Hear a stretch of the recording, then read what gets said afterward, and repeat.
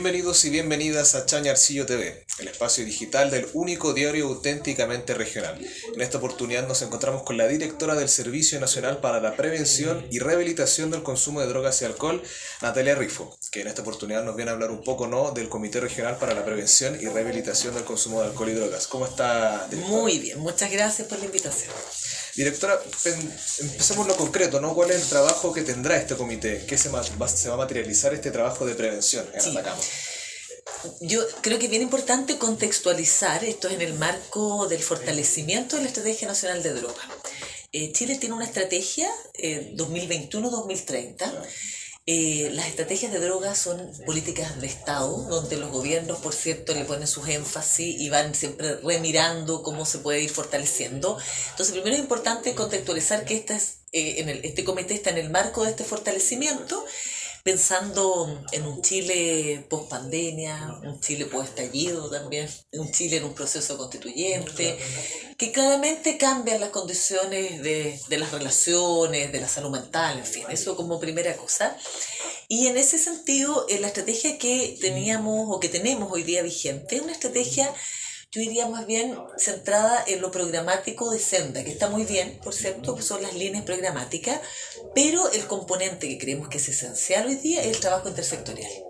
Entonces constituimos la semana pasada un comité interministerial presidido por la ministra del Interior. Senda tiene la Secretaría Ejecutiva y conformado por Ministerio de Salud, de Educación, de Desarrollo Social, de Trabajo y de Justicia. Y lo que constituimos hoy regionalmente es el espejo, en el fondo, de ese comité, entendiendo de que toda política pública debiese tener pertinencia regional. Entonces vamos a trabajar en ese sentido. ¿Qué compromisos, por ejemplo, se toman en la constitución de este comité? ¿Cuáles son las metas? Yo diría que el primer compromiso es concordar y entender que vamos a abordar las consecuencias sociales asociadas a los consumos y las consecuencias sanitarias asociadas a los consumos problemáticos. Y que esto requiere una mirada intersectorial. O sea, ese es como el primer compromiso, que ellos se sientan en el fondo llamados a ser parte de este fortalecimiento de la estrategia y trabajar en conjunto un plan de acción muy concreto. Y vamos a comenzar con las mesas ahora más técnicas, un plan de acción 2024-2030, donde haya metas establecidas muy concretas en torno a estos temas. Directora, el 14º estudio de drogas en población general, entiendo, ¿no?, que es el último estudio que sale de este tipo de temática. Y Atacama logra bajar en el promedio nacional de prevalencia del tabaco.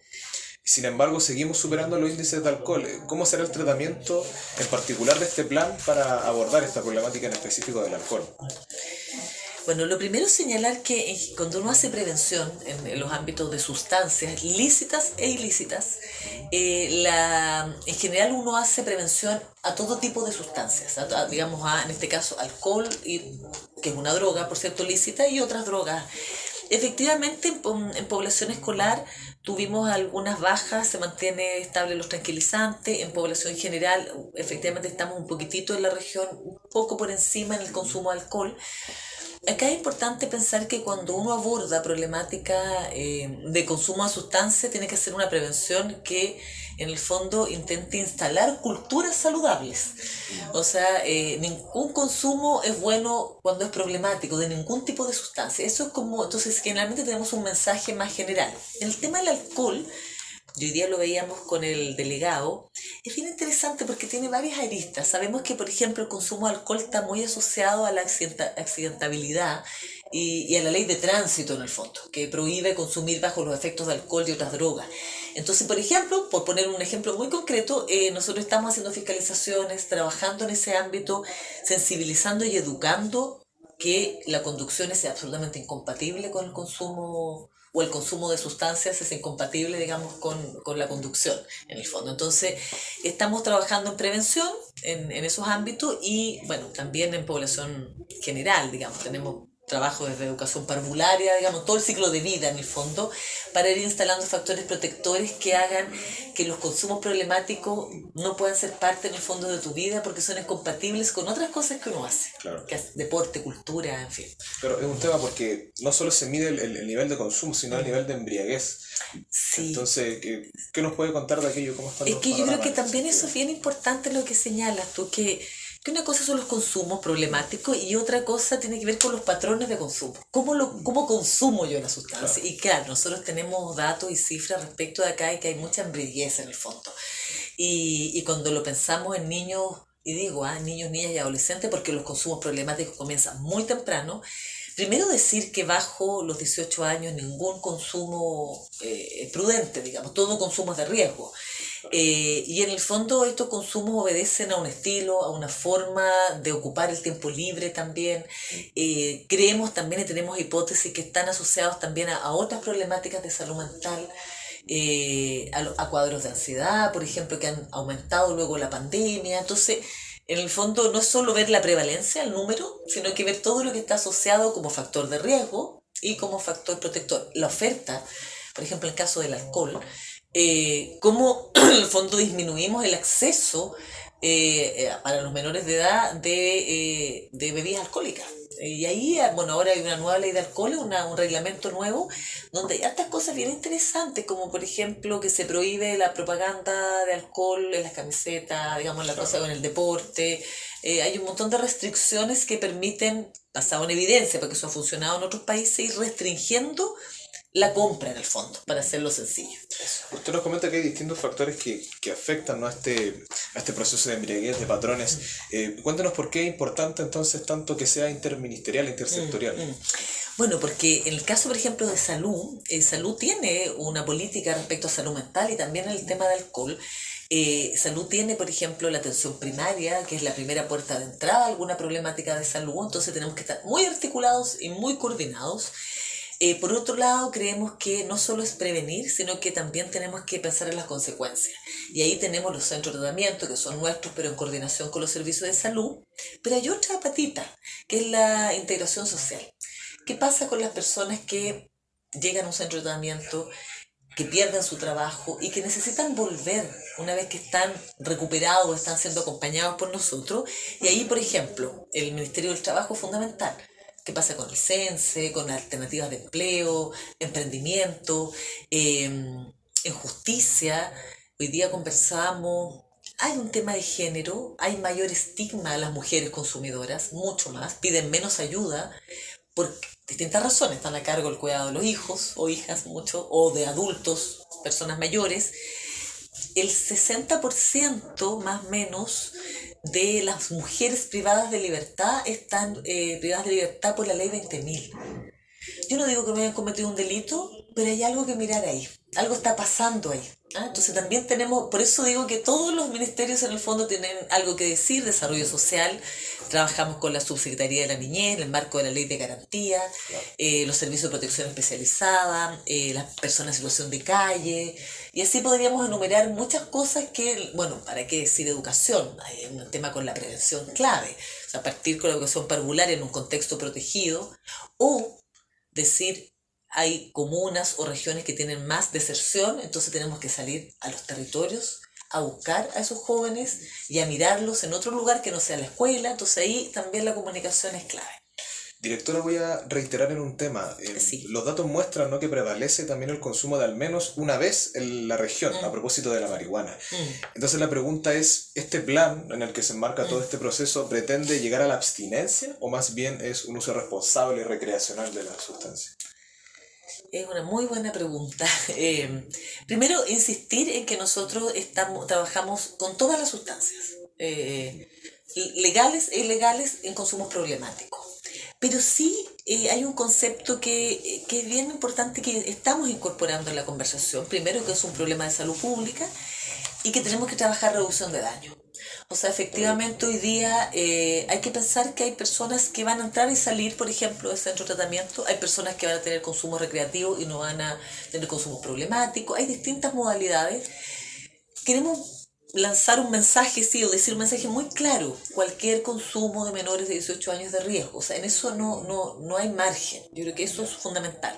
Pero también tenemos que pensar que hay consumos problemáticos donde a lo mejor lo que podemos hacer de mejor manera es reducir el daño y reducir el riesgo. Por ejemplo, personas que no van a dejar de consumir, pero que necesitan estar acompañadas, que necesitan trabajar, que podemos acompañarlas en un proceso donde tengan acceso a salud, por ejemplo, a tratamiento, a terapia, y que tal vez sigan consumiendo, que no es consumo cero, no es lo ideal, pero también es una realidad. Entonces, el concepto de reducción de daño, que es bien importante porque a veces se demoniza un poquitito y pareciera que miramos a Europa, lo que ha sido para ellos. Acá tenemos otra realidad, es distinta. No es que vayamos a estar, no sé, por ejemplo, estoy pensando en Europa, cuando ellos pensaron en reducción de daños porque tenían el tema de la heroína como una problemática muy compleja y ellos digamos, tenían espacios de consumo protegidos. No es lo que estamos hablando acá. Estamos pensando de tener estrategias de prevención y de tratamiento, pensando en una reducción de daño. Se lo pregunto también, directora, porque hay un leve, ¿no?, aumento también de alguna vez en la vida de probar, ¿no?, en cocaína y pasta base. Sí, sí. ¿Temen que siga aumentando esta recurrencia o los pronósticos son más optimistas? Bueno, nosotros tenemos el estudio de población escolar que tenemos acá. Igual hay que ser cuidadoso al mirar los datos porque parte del estudio se hizo en confinamiento, o sea, en pandemia. Entonces, creemos que lo más probable es que hubo baja significativa en casi todas las sustancias, menos en medicamentos sin receta médica. Puede que haya un pequeño repunte en el próximo estudio, porque vamos a tener la salida al mundo, digamos, claro, la oferta, en fin. Respecto efectivamente a cocaína, porque es cocaína y pasta base, ¿no? Sí. Se mide junta. Claro. En general es una prevalencia menor, pero eso no significa que minimicemos los efectos que puede tener y las consecuencias sociales asociadas a eso. O sea, hoy día este fortalecimiento de la estrategia, si bien nuestro rol es preventivo, igual tiene que mirar qué pasa con la oferta. O sea, cuando hay tráfico, por ejemplo, de este tipo de sustancias, en los territorios se provocan situaciones de violencia, o sea, también tenemos que mirar eso. Y también tenemos que mirar fenómenos emergentes, que si bien tienen una prevalencia menor, como las drogas sintéticas, por ejemplo, ya estamos mirando que en el hemisferio norte se está transformando en un problema complejo. Nosotros ya estamos haciendo un estudio hace 1 o 2 meses sobre drogas sintéticas, que son estudios distintos a los de población general y escolar. Son más antropológicos, buscan patrones de consumo, dónde se consume, porque la gente, esto, si uno ve los estudios que tenemos, son de declaración de consumo. Claro. Entonces también puede que haya una cifra negra respecto a la declaración de consumo porque es mucho más, la gente declara que toma alcohol o que consume marihuana en general, entonces es distinto, entonces por eso hay que hacer otro tipo de mirada y lo estamos viendo también, lo estamos trabajando para adelantarnos un poco a ver cómo podemos hacer prevención en esos ámbitos. Últimamente también han surgido cuestionamientos relativos a una especie de promoción de la narcocultura por, no sé, exponentes del género urbano, por ejemplo, en la música. ¿Ustedes ven con atención también este fenómeno desde el Senda? Siempre es importante mirar no solo el dato duro, digamos, de la prevalencia, sino que también los factores de riesgo y los factores protectores. Para eso, de hecho, nosotros tenemos unas encuestas comunales del modelo islandés que se instaló en el Senda hace un tiempo atrás, que nos permite mirar factores de riesgo y protectores. Y por cierto, cuando no hay cultura saludable, y vuelvo un poco a lo que señalaba hace un rato atrás, yo no me voy a referir en particular a algún tipo de cultura, pero yo creo que nuestro rol más bien es cómo instalar culturas saludables. Y eso significa, en el fondo, desde una perspectiva de derechos, además, el derecho al deporte, a la cultura, a espacios protegidos, libres de violencia, a espacios educacionales que en el fondo motiven. Y eso es lo que estamos mirando e intentando anteponer ante cualquier otro tipo de cultura que pueda significar una cultura que en el fondo te lleve a consumos. El problema que ocurre con esto no es que de alguna manera el narco se instala en las poblaciones y se generan cierta alianza con los vecinos y las vecinas para su subsistencia. ¿Cómo este plan, este comité puede ayudar a aplacar este fenómeno? La verdad es que nuestro rol como Senda más bien se orienta a la prevención, al tratamiento, a la recuperación y a la integración social. Y en el ámbito de de la oferta, por decirlo, nosotros vamos a trabajar temas muy acotados, porque eso ya es ámbito más bien de seguridad, donde por cierto nos coordinamos, pero básicamente nuestro rol es ese y vamos a hacer, estamos trabajando con educación y con Subsecretaría de Prevención del Delito también, más bien en ámbitos de establecimientos educacionales bastante acotados porque queremos centrarnos en nuestro rol que es prevención, recuperación, tratamiento e integración social. Directora, preguntarle por los diálogos ciudadanos. Sí. ¿Cómo se han desarrollado hasta el momento? Bueno, eso ha sido una convicción, además de gobierno, de que cualquier política pública o fortalecimiento de una política pública tiene que ser con la comunidad. O sea, eso es algo que es de la base, no solo para escuchar, sino que también para sumar e implementarla con ellos. Bueno, acá tuvimos en Chañaral, Vallenar y ayer en Copiapó, con una gran afluencia de un público muy diverso, o sea, desde jóvenes de establecimientos educacionales, dirigentes comunales, sociedad civil, personas, digamos, profesionales de establecimientos educacionales, profesionales de centros de tratamiento. En otras regiones también hemos tenido usuarios de centros de tratamiento que han querido también tener una voz ahí. Ha sido súper interesante. Nosotros damos un pie forzado, por supuesto, para la conversación, pero las conversaciones están abiertas a cualquier tema, pero básicamente es un sistema integral de prevención, un sistema integral de rehabilitación, los temas comunicacionales, y a los que yo he ido, la verdad es que creo que hay un material maravilloso que vamos a utilizar, por cierto, para la elaboración de este fortalecimiento y el plan de acción. La droga, directora, ya un poco para ir cerrando, sí, es un tema que involucra mucho a las policías y a las instituciones, o al menos eso se ve desde lo general. Entonces la pregunta es de qué manera la ciudadanía puede colaborar a la prevención. De muchas maneras, yo creo que es la base fundamental. O sea, si tenemos una comunidad cohesionada, fortalecida, nosotros utilizamos un concepto que no es que nosotros lo utilicemos, un concepto que se utiliza, que es el concepto de parentalidad social. Uno de los factores centrales de protección para no consumir a temprana edad o consumos problemáticos o consumos de riesgo es la familia, la parentalidad positiva en el fondo, que muchas veces no puede ser llevada por los padres, madres o cuidadores por distintas razones. Igual tenemos programas para acompañar y ayudar. Pero cuando la comunidad se hace cargo también de pensar de que los territorios tienen que ser territorios de cuidados para los niños, niñas y adolescentes que están ahí, y por eso hablamos de parentalidad social, tiene un rol fundamental. Estar mirando qué es lo que hacen, estar acompañándolo, ser parte de las actividades que uno programe vinculadas a culturas más saludables. Entonces, sin comunidad, nosotros tenemos un lema que es más comunidad, más prevención, en el fondo públicas en general. Así que estamos trabajando muy fuertemente y además con los municipios. Nosotros tenemos 241 Senda Previene, en 241 comunas, o sea, estamos en casi todas las comunas del Estado, son 350 y algo, pero estamos en 241 comunas, acá en la región estamos en 7, entonces también ahí hay un trabajo con el municipio, con el gobierno local para abordar estos temas. Natalia Rifo, directora nacional del Senda, muchísimas gracias por acompañarnos. Nada, muchas gracias por la invitación, gracias.